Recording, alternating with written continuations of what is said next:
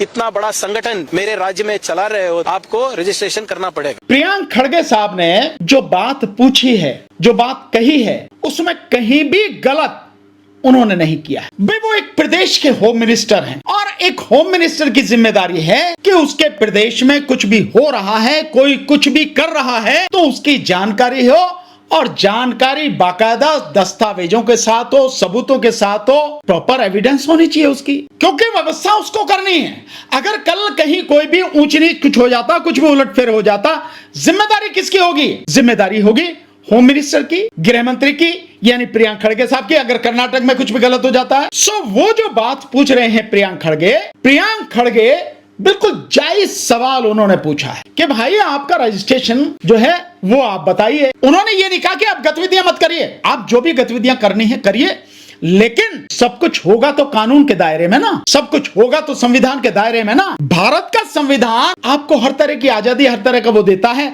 लेकिन कानूनी दायरे में ना। तो अगर वो ये पूछ रहे हैं कि भाई आपका रजिस्ट्रेशन क्या है, आपका अकाउंट कहां है, ये पैसा जो आ रहा है वो कहां से है, कौन आपको पैसा दे रहा है, कहां से आप पैसा ले रहे हो, आपकी इतनी शाखाएं कहां से चल रही हैं, इतने प्रोग्राम आप प्रदेश में, देश में कर रहे हो, कहां से कर रहे हो भाई, किसके परमिशन से कर रहे हो? आप परमिशन तो लिए होगी आपने कुछ भी करने की, सब कुछ ऐसे चलना भाई। अगर कोई भी पॉलिटिकल पार्टी है, इवन कोई भी सोसाइटी है, कोई भी काम कर रहा है, कोई भी एनजीओ है, और मोदी तो इसको एनजीओ कह रहा है कि दुनिया का सबसे बढ़िया और सबसे बड़ा एनजीओ है। अबे तो जो एनजीओ है उसका रजिस्ट्रेशन तो होता कि नहीं होता? तो आप उसका रजिस्ट्रेशन दिखाओ भाई, और रजिस्ट्रेशन नहीं कराया तो रजिस्ट्रेशन कराओ भाई। कौन आपको इस बात से रोक रहा है? दूसरी बात यह है, आप कह रहे हो कि दक्षिणा दी जा रही है हमें, तो वो दक्षिणा कहां से आ रही है?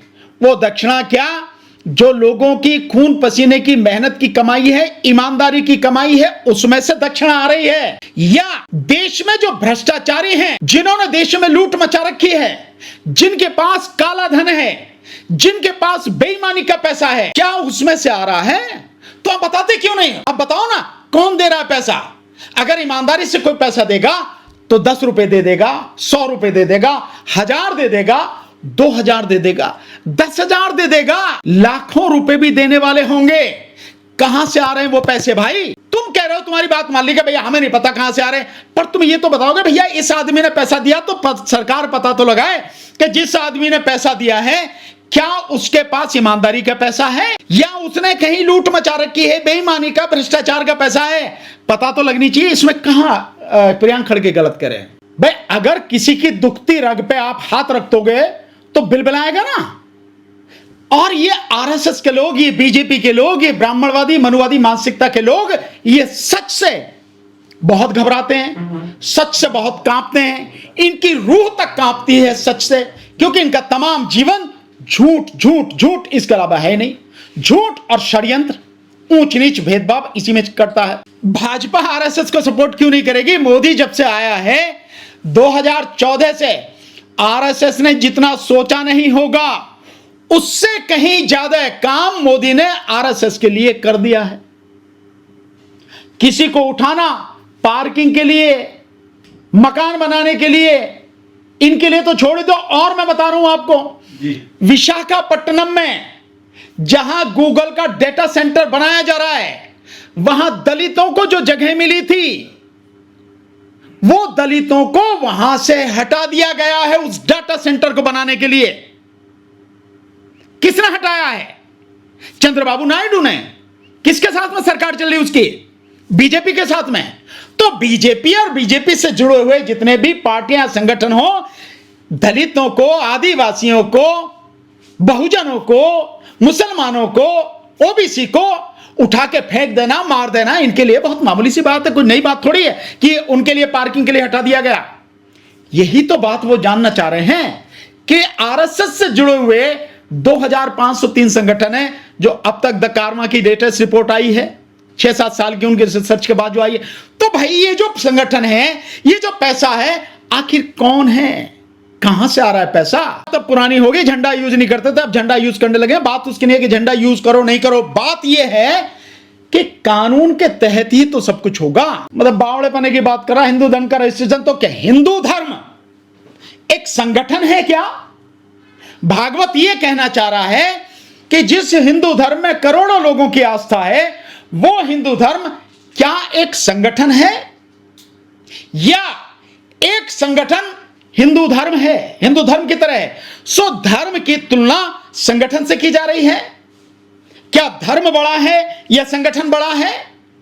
या संगठन को इतना बड़ा बनाया जा रहा है कि उसके सामने धर्म कुछ नहीं है और इसलिए उसको एक कहा जा रहा है। धर्म अलग है, संगठन अलग है।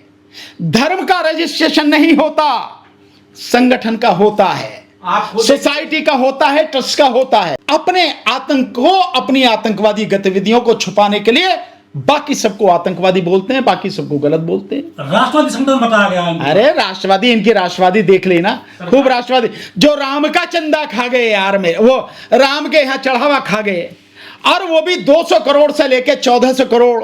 राम के नाम के मंदिर बनाने में जो चंदा इन्होंने पहले इकट्ठा किया, दो बार, एक बार 1400 करोड़ का चंदा खा गए।